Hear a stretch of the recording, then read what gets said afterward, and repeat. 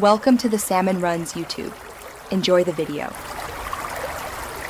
You start by preparing both devices so the connection works on first try. Plug your iPhone into the Windows 10 PC with a certified Lightning cable, or ensure both are on the same Wi-Fi for wireless sync. Make sure iTunes or iCloud for Windows is installed and up to date.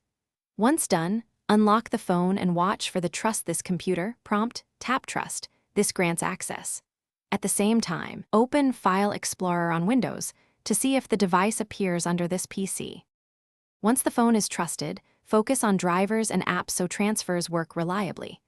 If Windows doesn't show the device, open Device Manager, locate Apple Mobile Device USB driver, right-click and update driver, restart the service if needed.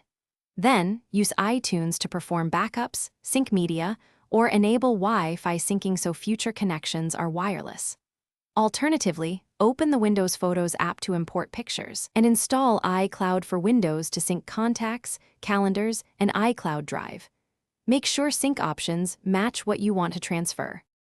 To complete the process, confirm transfers finished, then eject the iPhone safely in iTunes or File Explorer before unplugging the cable.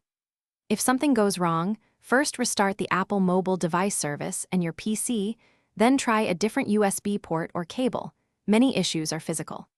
If Windows still won't recognize the device, make sure Windows Update installed latest patches and reinstall iTunes.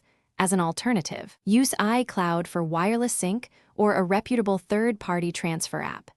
This single troubleshooting step often fixes connection problems. Thanks for watching. Consider subscribing if we helped you.